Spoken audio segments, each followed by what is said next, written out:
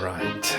Well, welcome back, everyone, to the Apocalypse Grizzlies play The Asylum. And, well, I assume you will have heard the first episode by now. Otherwise, why would you be listening to this? But in case you haven't... You'd be surprised. or in case you have. Either way, a few things happened. One or two things happened. Not a lot happened, but it was certainly interesting.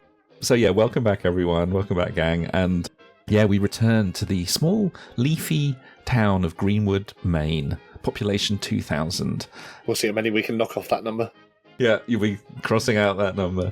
It has a guest house, a tap room, obviously a coroner's office, as we discovered. Naturally. And it has a very well-furnished asylum up on the hill by the edge of the forest. The Greenwood Asylum for the Deranged, where two of our friends, Dr. Fleischman and Jesse Brown, have been recuperating in their own ways. In their own little ways. We also got introduced to a certain Dr. Marion Wellman. He's well. Is he well, man? Well. He's only been working at the Greenwood Asylum for a few weeks. He transferred over. He's the new resident psychiatrist working underneath Dr. Gerrit Fragan, Princeton graduate of Dutch extraction, who seems to run a fairly tight ship, but as we discovered towards the end of last episode, he doesn't seem to trust the burial procedures in Greenwood town itself, and has asked, nay, demanded, that Dr. Marion goes to retrieve the body of a recently deceased patient, a Mr. Ambrose Morvan, who died of heart failure quite recently, and to bring the corpse back to be buried with a bit more ceremony within the grounds of the Greenwood Asylum, rather than, as Dr. Marion put it, in Potter's Field. What else happened? Well, of course, Gilbert Gray, now totally sane, apart from the continual hallucination of this small frog demon called Puddock. Well, we say it's a hallucination. We're only saying that because no one else ever sees Puddock. It seems like... I'd prefer if it was a hallucination. That'd be great. He also seems to now be invulnerable to any harm, as he has a certain ring on his finger, fused to his finger, that seems to just heal him whenever any injury occurs. We'll see. Maybe we can test out how well it can work, eh? Yeah. Gilbert? Actually, Andy, sorry, I'm probably interrupting you at exactly the wrong time, but I wonder whether I should have made a sanity roll for that realisation when I was shaving. Quite, Dan, quite. I mean, never mind the frog. Yeah, I mean, the whole thing is probably would require a sanity roll. Let's store that one up. Okay, fine.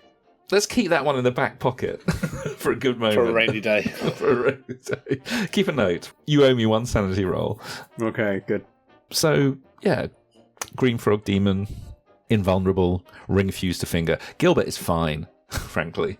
Harlan, on the other hand, well, actually, I suppose he's the sanest of the lot, apart from his ongoing obsessive disorders and sort of, I don't know, his general jumpiness and need control. But yeah, that's pretty much where we got to. And as I think we said in the last episode, I do owe you all a development phase. So why don't we do that now? Obviously, poor old Lionel Fish, he's getting his development phase. Oh, he's developing all right. In hell. Or he's yeah. He's got things growing out of him. I think he got eaten, didn't he? He did get eaten. That's his development. Okay. He has a digestion phase rather than development phase. Although, while we're on Fish, could I just double check? Because I have a memory, although I haven't listened back to it, obviously it's been a few months, that Jesse was talking to Fish posthumously. Yes. Oh, yes, he was. In his cell. And I can't remember exactly what it was that manifested as... It was a pillowcase over his hand. That's right, yeah. He was doing a sock puppet thing with a pillowcase.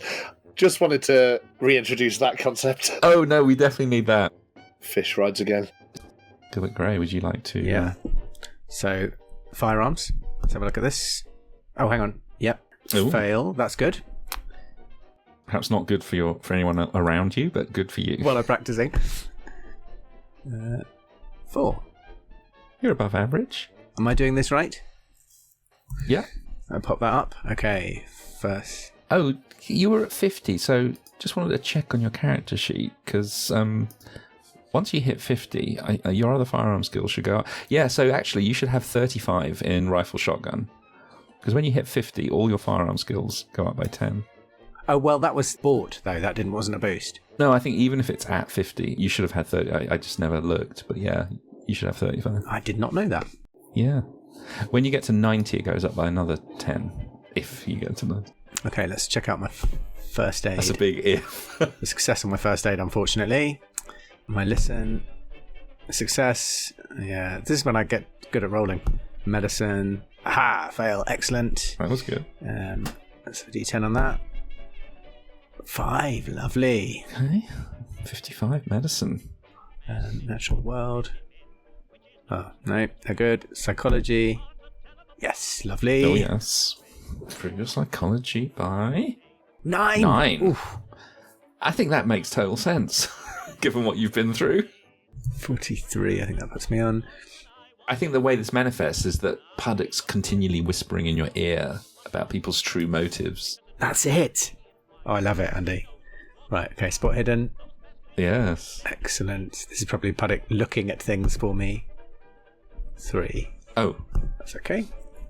So, Scott, can you not hear us? And chemistry. That's no good. Okay, I'm done. I will untick my boxes. Well, I think, I'm going to say it again, Roll20's a piece of shit. Because it barely ever gave me a success. So really, you only passed 2 rolls in the entire... I suppose that explains why you're permanently insane. Okay. Right? I did pass dodge, apparently. All right, so who's going next? I think I'm ready. Okay, so you did only pass 2? Turns out mostly what I rolled were attributes, which, I don't know, I blame the GM. It's a fix. That is the downside, isn't it? So I found dodge as an additional. Maybe there were others that just aren't showing up for whatever reason, but... Slip through. Anyway, you're going to spend the entire scenario locked in a cell, so... What you need skills for. Yes. I imagine there'll be some ways of getting out of that cell, Dom. Never you worry. Right. We'll see. So you've got what? Dodge, spot hidden, fighting brawl. How did you do so well in the fight? You've only got 25% in fighting brawl. Yeah, that's when Roll20 decided to like me. That was amazing, particularly the battle against the piping servitor. That was incredible.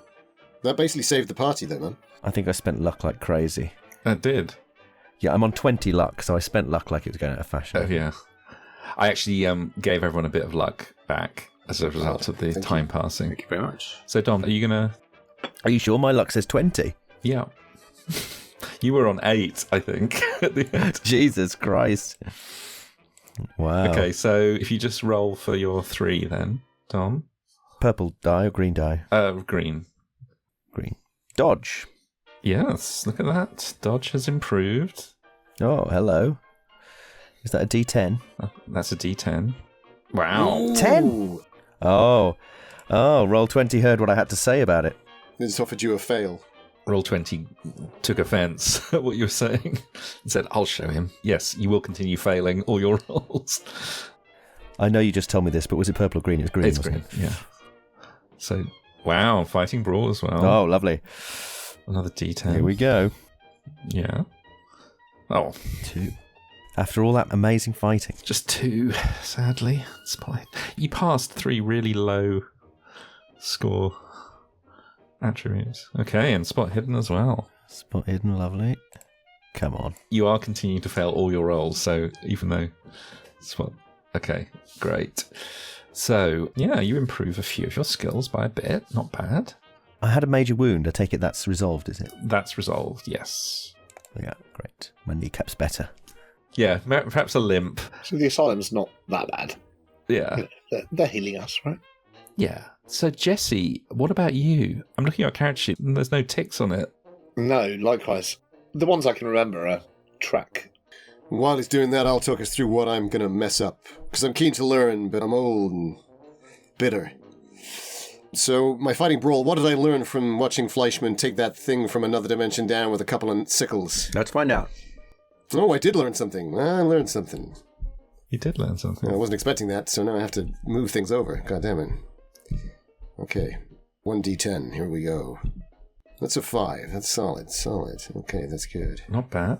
Getting up to near to 50. How do I keep that in front of that? That's frustrating. Hold on, this should be quicker than this, guys. Okay, so firearms. I also fired my gun successfully, but I learned nothing from doing it. No. So it's no surprise there. Maybe you fired it too successfully.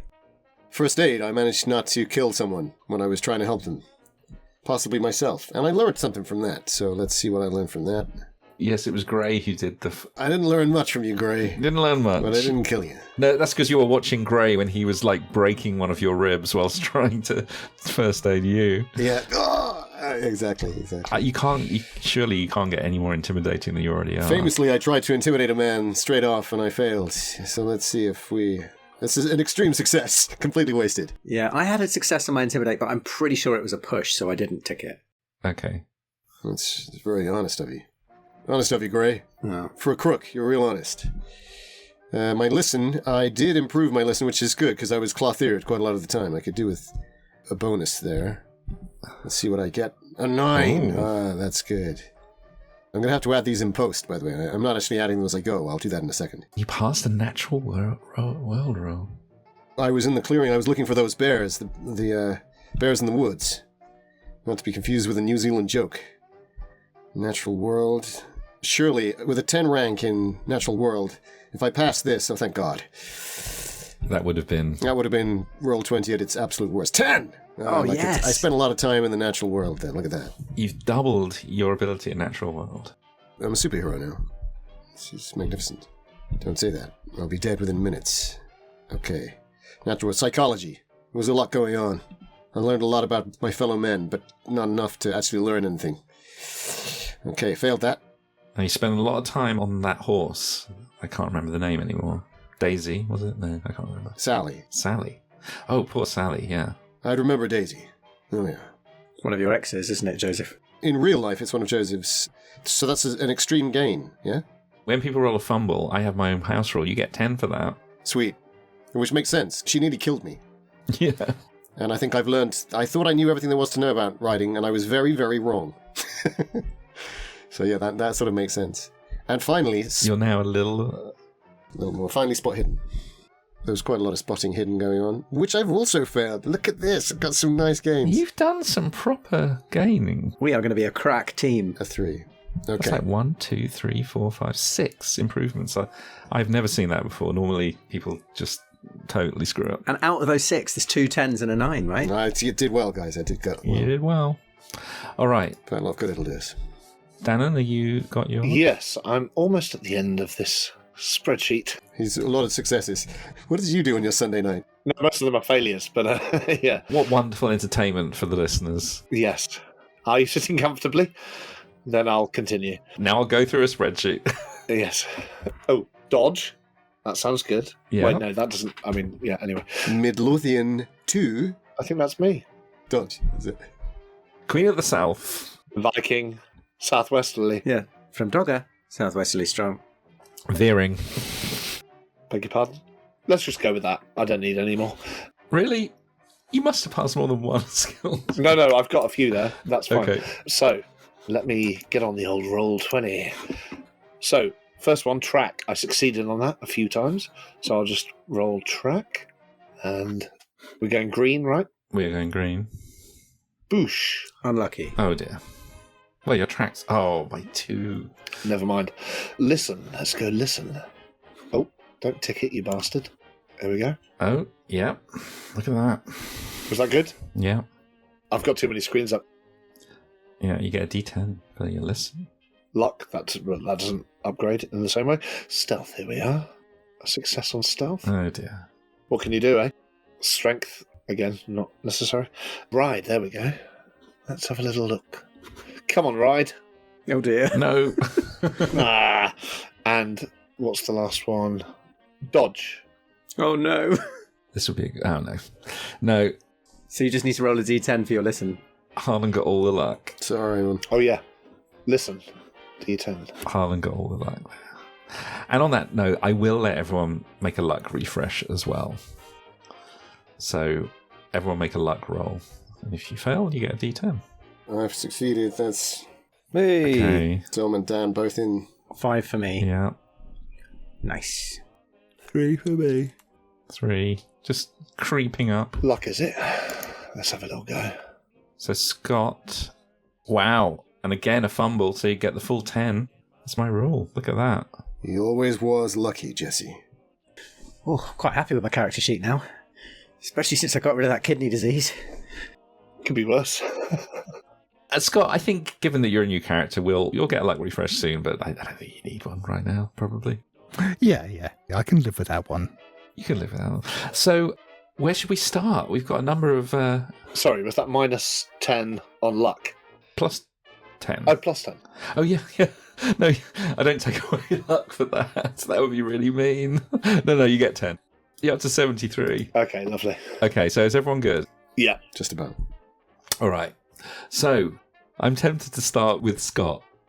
Yeah. Just because that's where we left off. So, Wellman and Nurse Ratchet. Dr. Wellman at the coroner's. So, Marion, Dr. Wellman. Sure. As you head into town, perhaps there's an orderly is driving you in one of the asylum trucks, vans, which has a space for a coffin in the back. Yeah, well, Dr. Wellman, he's got a mask of affability, but he's just looking out the window and fuming inside. It's just, so many years at medical school, then going on to specialise in becoming a psychiatrist, the work he's done in other fine institutions, and now Dr. Fragan has got him just picking up corpses. This is orderly's work. I mean, clearly, Dr. Wellman wants to be a team player and make a good impression. He's new at the hospital. But, for fuck's sake, this isn't on. Yeah, so you're travelling. The driver, the orderly, is someone who you've learned. His name is Bristol Kneigen. Oh, what a fucking name. I didn't make that up. His name is Bristol Kneigen. Okay. Yeah. Sounds like a disease caused by living in the southwest of England for too long. Bristol Kneigen.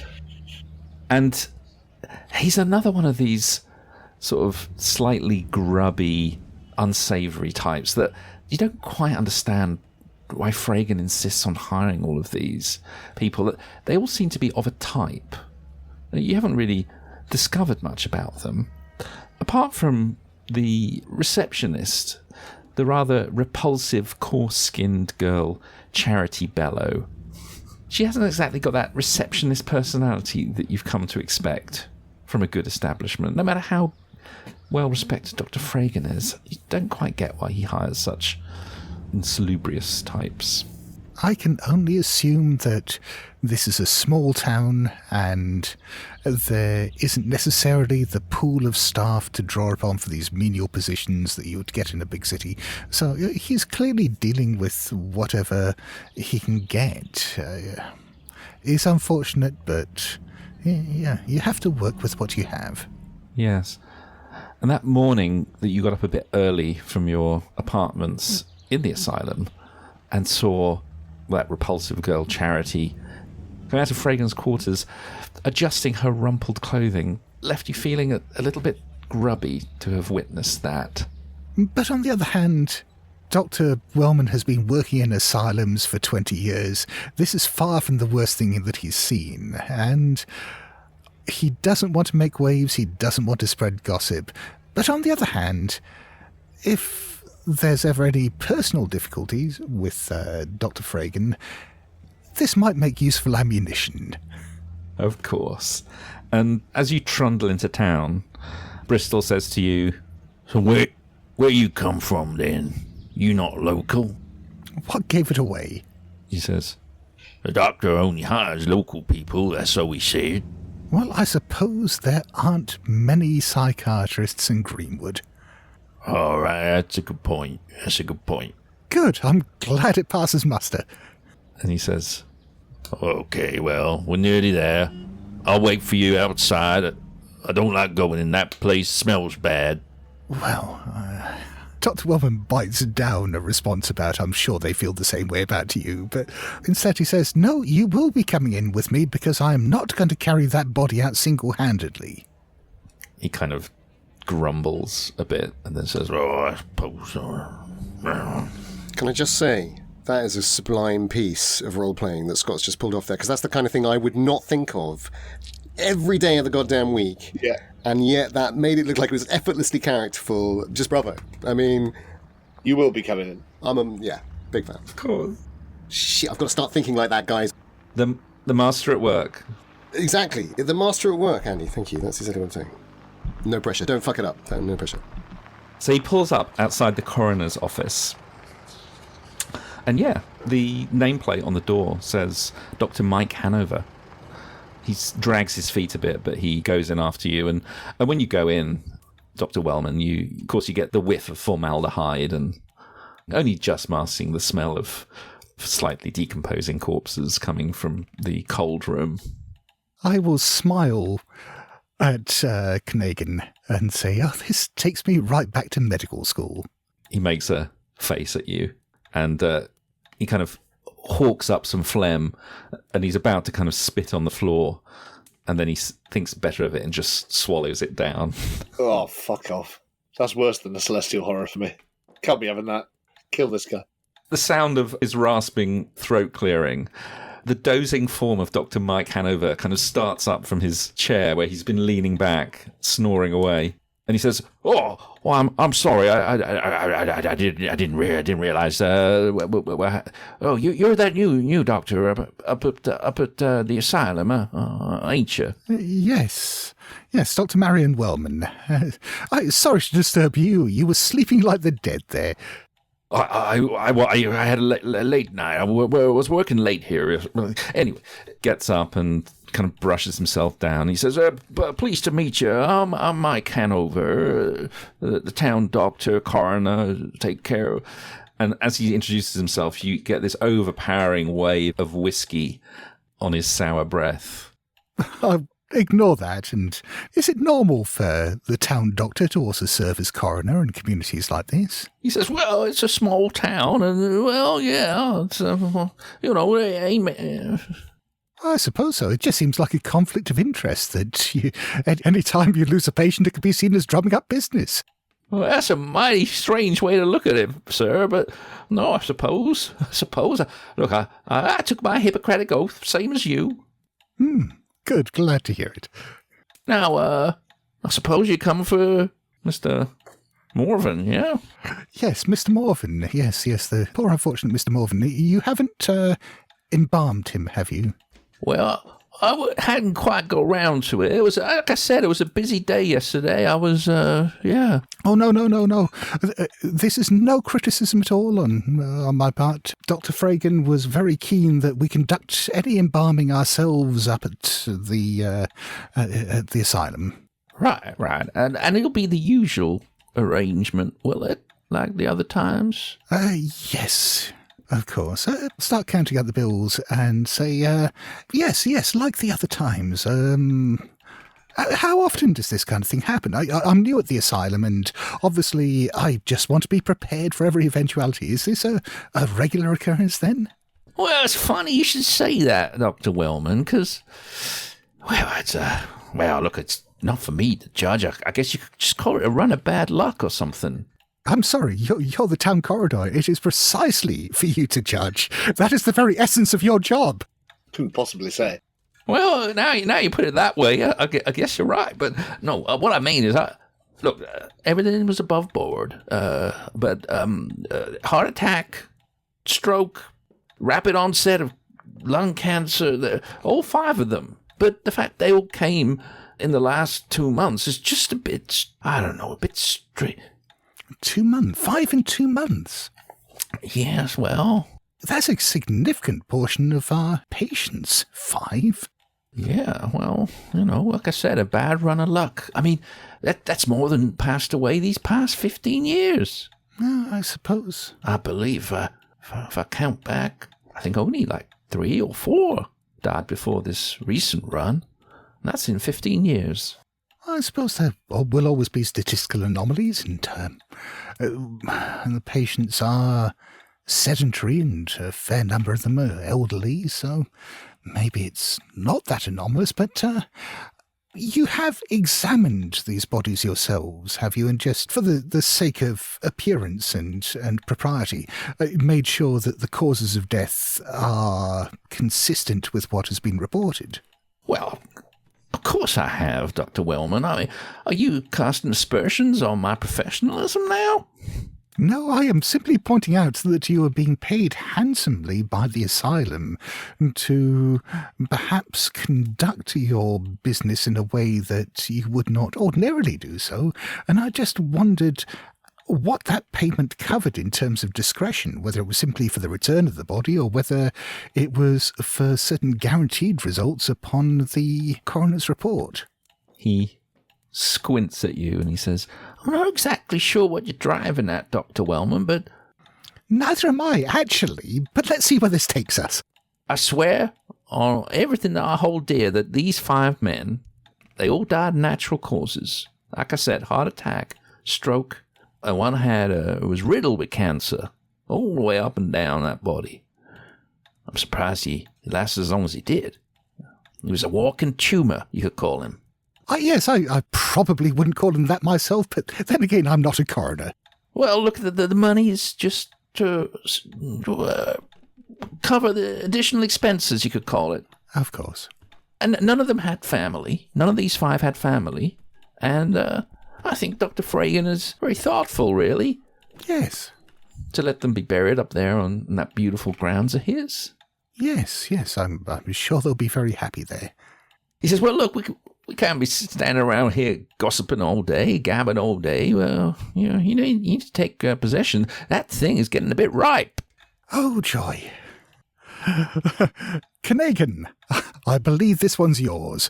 he just looks daggers at you and then just grunts and heads off down into the cold room in the basement. I'll wait. And a little while later, you're chugging back up the hill towards Greenwood Asylum with the, as we said, rather ripe-smelling corpse of poor old Ambrose Morven bumping around in the back as you go over the rutted road up to the asylum.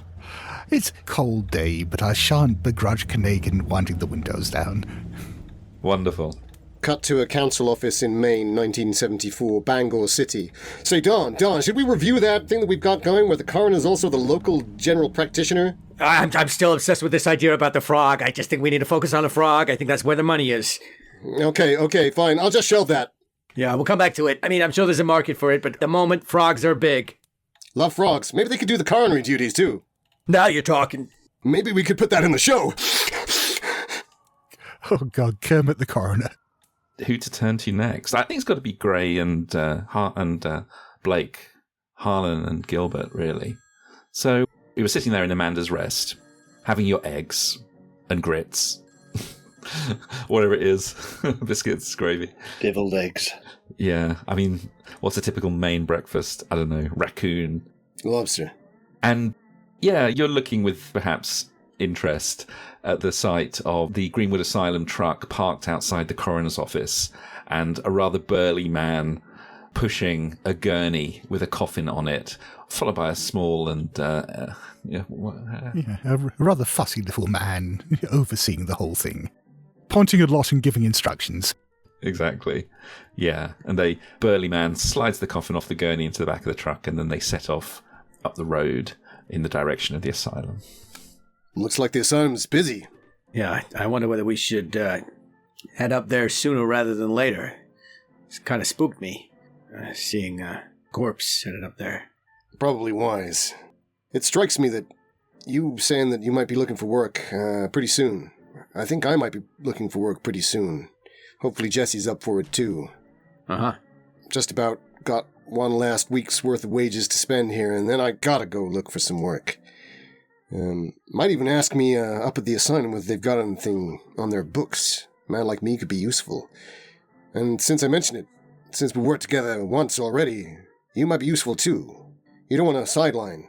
I don't know whether you remember, Blake, but I already got a sideline. Sure.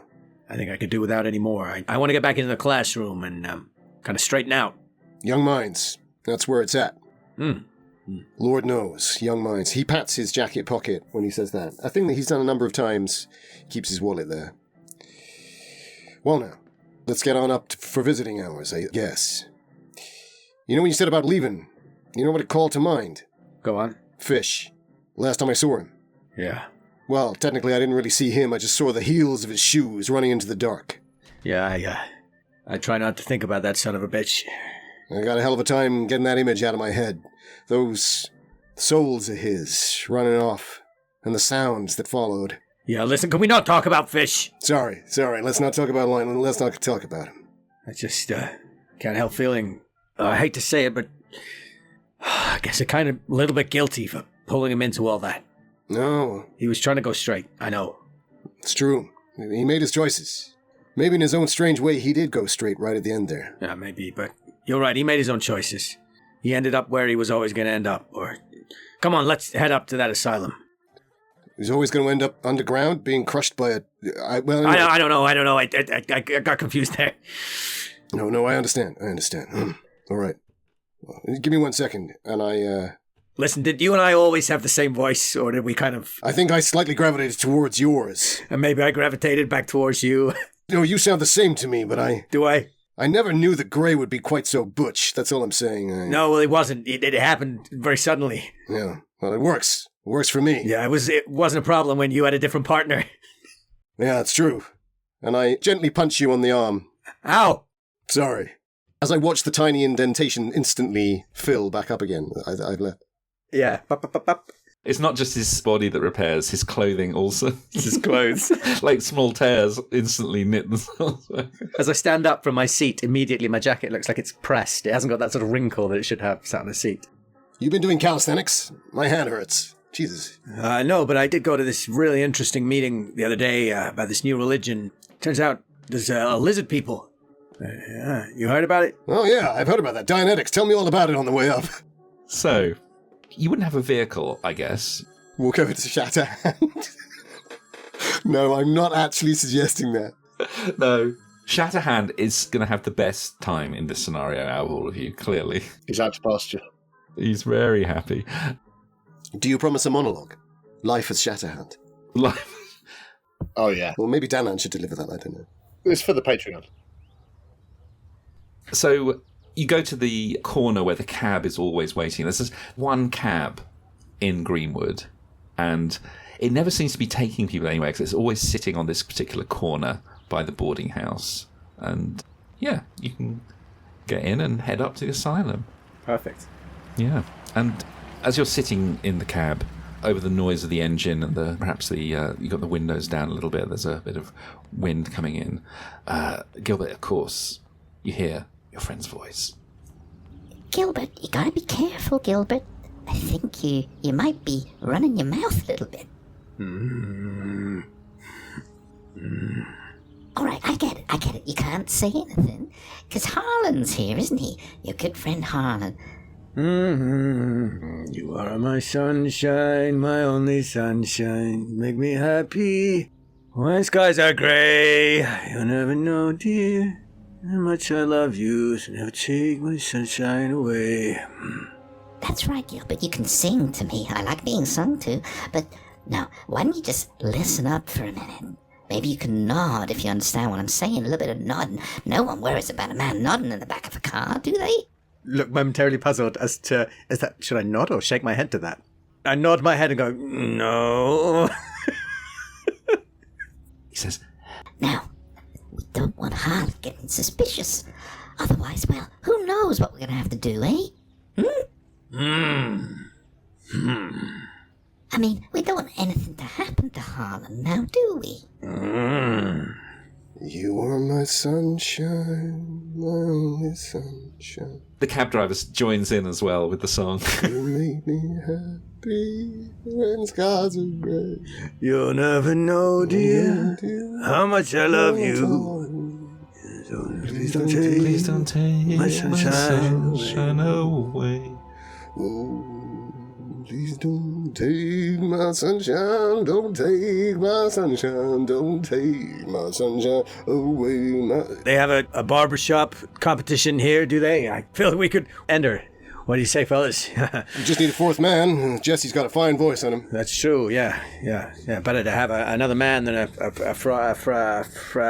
someone. Yeah, we need a fourth man.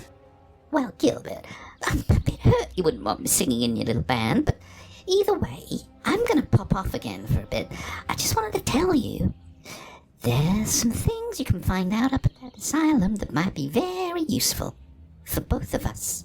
So, keep your eyes open, and maybe you want to try and steal a key. Bye now. And then he disappears. Does it, looking over at Blake, does it appear to me that, is he watching me weirdly? Have I given away much? Stupid question. I'll tell you what, why don't you make opposed psychology roll with Blake? Opposed psychology, okay, perfect. Yes. Something so funny about someone with a little cartoon character sidekick who wants to fucking stomp it to death. Wow, that's right on my psychology. Wow, that is. And even though Harlan is a little bit more acute than you, maybe just he got carried away with the singing or something. No, he doesn't seem to have noticed anything. Okay, good. And then a short while later, you arrive at the gates of the asylum. The fine Italianate-style mansion. It has 2 wings. One wing is of 2 stories, and the other is 3. The house and grounds as you approach are surrounded by a 10-foot-high, 2-foot-thick stone wall.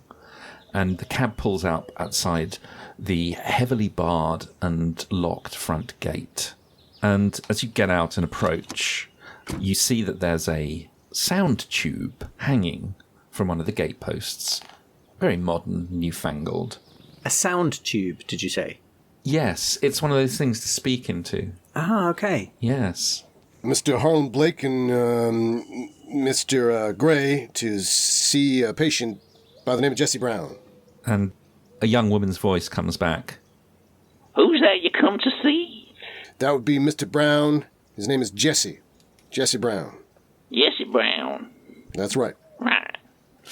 Doesn't sound much like any young woman I've ever heard. But anyway. He died 15 years ago. She says, I'll send the boy. I raise an eyebrow. She says she'll send the boy. You probably heard that. I say, I sort of turn my head downwards. I say, she said she'll send the boy. Oh, God. The boy is en route. I look up at the high windows, imagining Fleischman, perhaps with a harpsichord, some music on it, some books on a scattered divan. He's in a white shirt, a pipe in his mouth. Fly, fly, fly, fly. Perhaps idly composing some thoughts, and then the image dissipates. But unfortunately, without a spot hidden, you won't see me painting my own face in shit on the window. You can imagine what you like, of course. I'm now wondering whether that image is you painting your own face with shit, using the window as a mirror, or painting a picture of your own face on the window.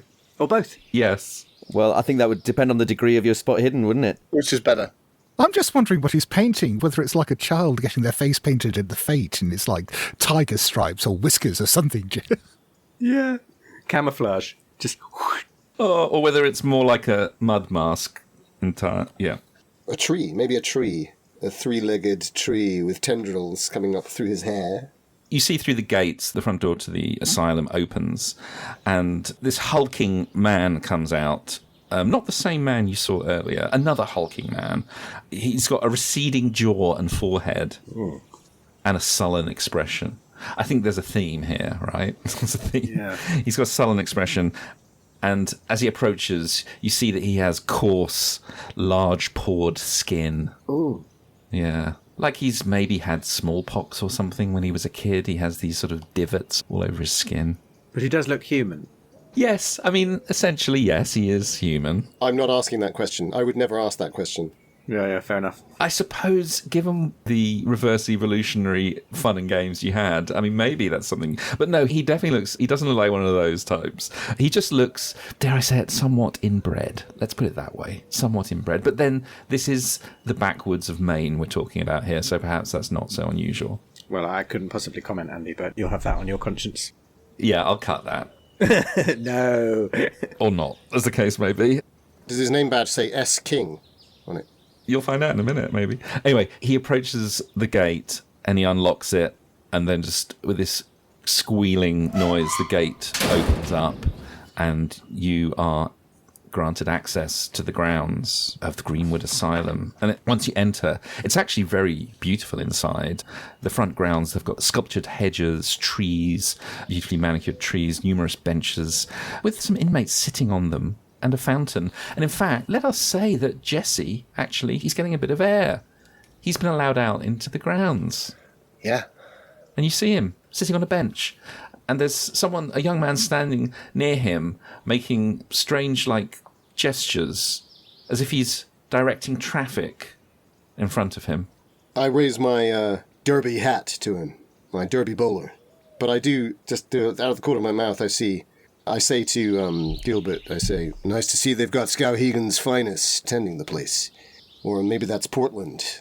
And I don't mean Oregon. This fella... Hey, boss. Anyway, yes. Hey, hey. Hey, Teach. Hey. How you both doing? I sort of scoot over. Hey, Jesse. I give a wide berth to the... Hey, they say I'll be out in a couple of days. That's great news, Jesse. Yeah, that's good to hear. You bought old Shatterhand? Not today. He all right, though? Oh, he's having the time of his life. Ain't that right? Yeah, he wants to stay out of trouble. Yeah. Yeah, that sounds like him. It's great to see you both. Am I getting an early release, or what's the... Well, maybe we could put in a good word for you there. What's the occasion? Oh, I thought we'd just come up and visit. Yeah, maybe. This your friend here? Well, I wouldn't say... hey, Leslie, say hi. He comes over and he says... He calls himself Nelson. He says, Nelson? Not Nelson. Wellington. Oh, that's right. Yeah, I get confused. I don't know all this European shit. He says, are these your men? Oh, yes. Yeah. Big time. Right.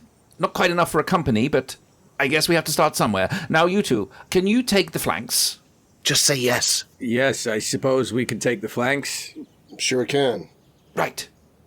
Now, I believe our sappers have laid a trail of gunpowder to their munition store. Is that right? Yes. Look, over there. Well, let's go check it out. You stay here. Thanks, sir.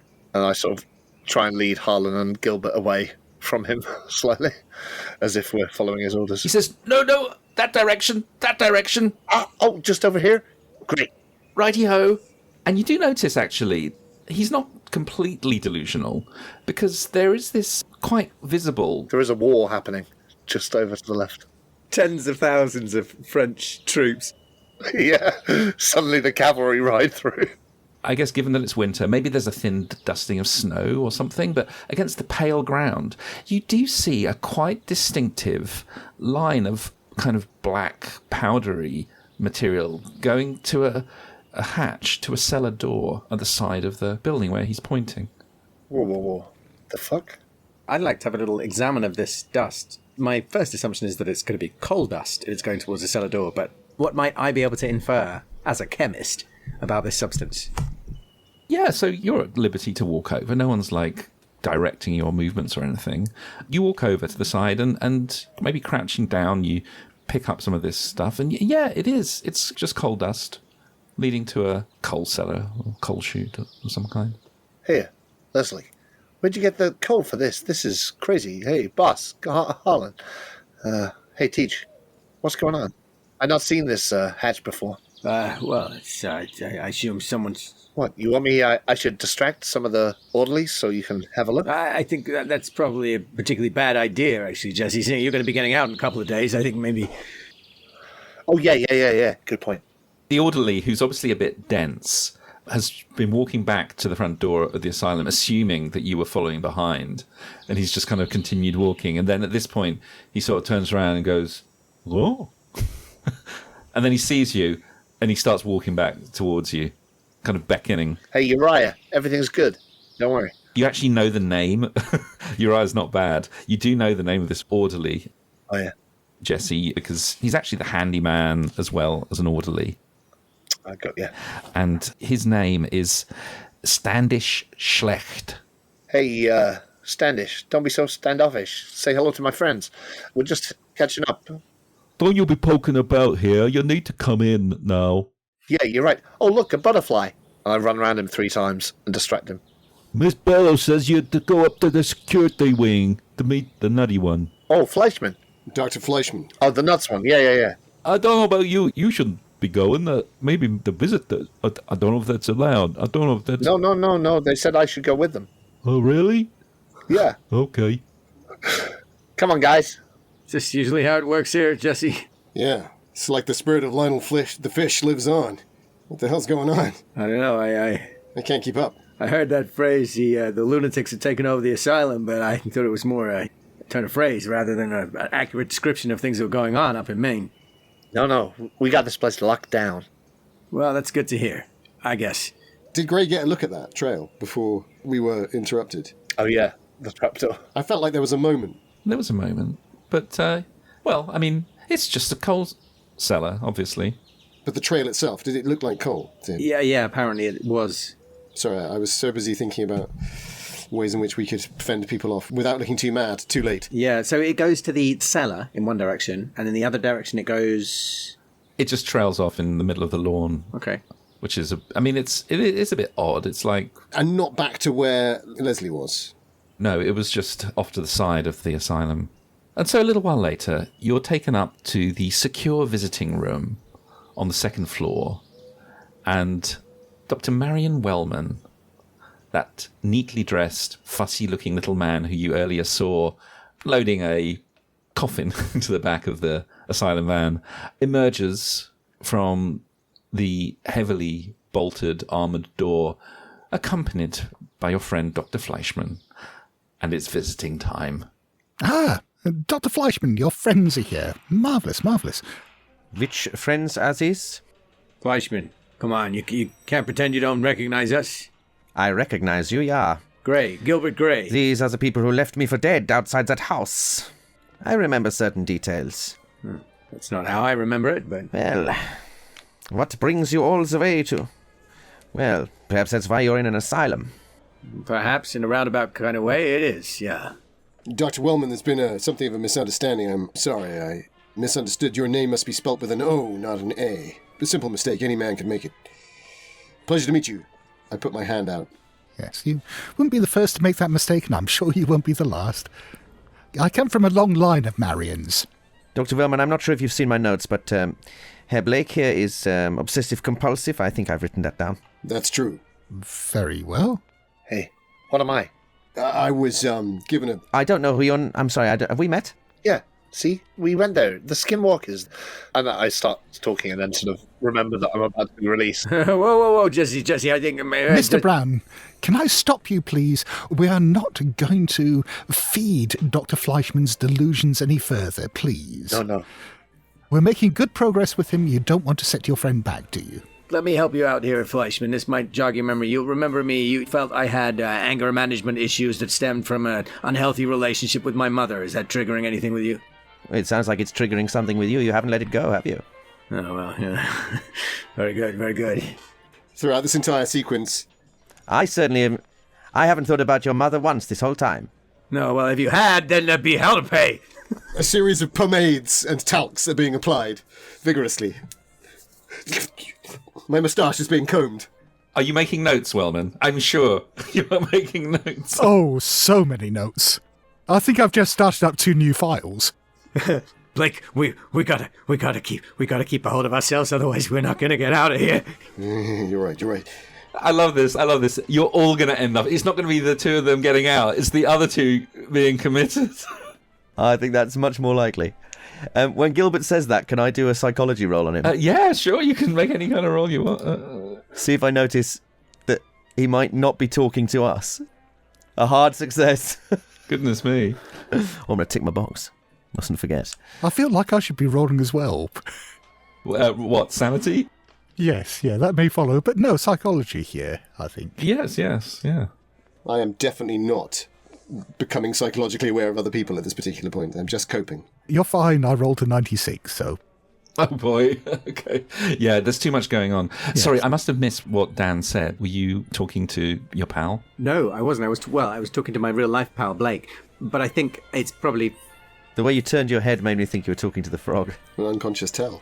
Well, I mean, it's probably fair to say that you're aware that I'm certainly anxious about something about me that might mean that if the wrong person assesses me, I might be committed. And that wrong person is Dr. Fleischman. Well, yeah. Anyway, real good to see you, Doc. How's the food? The food is adequate, but I wouldn't call it exemplary by any stretch of the imagination. Certainly, if this is how the staff are eating, I dread to think what the inmates have been given. I nod. And I shake my head sadly. Well, Dr. Wellman, I've heard good news about Mr. Brown, Jesse here. I don't know if the two of you do... Yes, of course you know each other. Yes, of course. Hey, they said I could come up. Yes. Yeah. Yes, it was very kind of them, and essentially, of course, we'd love for a review of Dr. Fleischman's position as soon as possible. Unfortunately, we will be having to leave relatively soon. Work will demand that. You do understand that Dr. Fleischman's situation is evolving, that we are still assessing whether or not he poses a risk to himself or the larger community, or... Evolving. Evolving, you say. Yes. Evolution. Interesting term you use there, Doc. It's a lovely choice of words. Of course. Well, we're all evolving in our own ways, I suppose. I really don't think it's appropriate to discuss my tenure as if I'm not in the room. Indeed. Do you think possibly Buffalo would be able to make a statement in defense of Dr. Fleischman's current tenure? I'm not sure anyone would take a statement from a large grass-feeding mammal. I think they'd need a proper doctor or professional to speak for him. I look to Dr. Wellman and make a meaningful look as if, we should make a note of that. Oh, yes. I meant the University of Buffalo. Yes. Of course you did. Why would anyone speak to an animal? But sure. We have, of course, contacted the university, and we've been in full correspondence about Dr. Fleischman and his accreditation. Well, no need for harsh language, Doc. The way you said that. I hope you don't use that kind of language around your mother. Sorry, Gray. Don't mean to touch a nerve. Well, I just hope you haven't got the wrong Buffalo. For God's sake, I don't have a thing for my mother. The Buffalo, Utah is the Buffalo in question, of course. Of course. A very specialist college. I'm just stood in the centre of all this grinning because I've been allowed to leave my ward. I have the paperwork to back it up. As if there weren't enough psychiatrists in the room. The door opens and in comes Dr. Fragan. And he says, "Oh, well. What a wonderful party here to see. Yeah. We have Dr. Fleischman. We have Mr. Brown." As soon as he says my name, I turn to the window and just pretend to be looking outside and sort of studying things. Just turn my back to him. And, of course, the esteemed Dr. Wellman. He is known for making man well. Yeah? Yes, very good. Yeah, yes. And, of course, you two are companions, no? Of... Harlan Blake. Our guests, yes. Harlan Blake. Pleased to meet you, very pleased to meet you. And Gilbert Gray. Gilbert Gray. Yes, a name to conjure with. Yeah? I suppose all of our names are when you think about it. Although I'm not familiar with... Was it Dr... Let me see. Fragan, is that right? Dr. Gerrit Fragan. Yeah, I am from the Netherlands. Yeah, you were the folks who made the carrots orange, right? Oh, you heard this too. It is a nice one. Yes, very nice one. Well, looks like Virgin Media's fact me for good. What they're known for. I've secured my extremely precious six-shooter to my inner back because I don't want to have it on my thigh. But there's an instinct that I have that I suppress to take it out and shoot myself. Don't suppress it, mate. Go with it. Player or character? It's possibly both. Because I can tell that Gray means it when he says it. And I'm beginning to think carrots might not actually be orange. I think my hand shakes. Visibly shakes with the tension of resisting the desire to end everything. I turn back from the window on carrots, thinking of old Shatterhand's favourite treat. And I sort of lock eyes with you. And so, no. And I turn back away. They used to be purple, Blake. It's the Dutch. They turned them orange. You know, William of Orange, all that. That's the Dutch. My God, your mind, Gray. It's like a razor. I think, Herr Gray, that is what they call an old wives' tale. I walk over to Gray and I put my hand, even as you're saying this, I put my hand on his face where he said he cut himself. Yeah, when you said razor. I just stroke the cheek. And Fleischman's watching me. I can see Fleischman's eyes drinking in all of it. And his mouth is moving, I suspect. He doesn't say anything. No. For reasons, he doesn't say anything. But it's like his eyes are flicking between Jesse and Gray and me, and he's reminded of us all checking into that hotel, and where I got really... I'm watching it in the reflection in the window. I realise my hand's gone into my uniform, my sort of patient's uniform, and I'm sort of making a hand out of the inside breast pocket and starting to hear Lionel Fisher's voice again, and I have to sort of slap it down, like Beaker in the Muppets. Dr. Wellman is writing notes so fast that his hand is cramping. He's gone through 6 notebooks. And then Fragan says, But I am terribly sorry to disappoint you all. But Dr. Fleischman is not quite ready to leave our care. There's a few more little kinks to iron out. Into all that Freudian stuff, huh? Hey, Fleischman, you feel ready to go? Well, we haven't had lunch yet. Not quite. And he says, very good lunch. Well, of course, Dr. Fleischman and Mr. Brown here will be having lunch in the patient's refectory. They'll be having the, how you call it, the slop, I think they call it.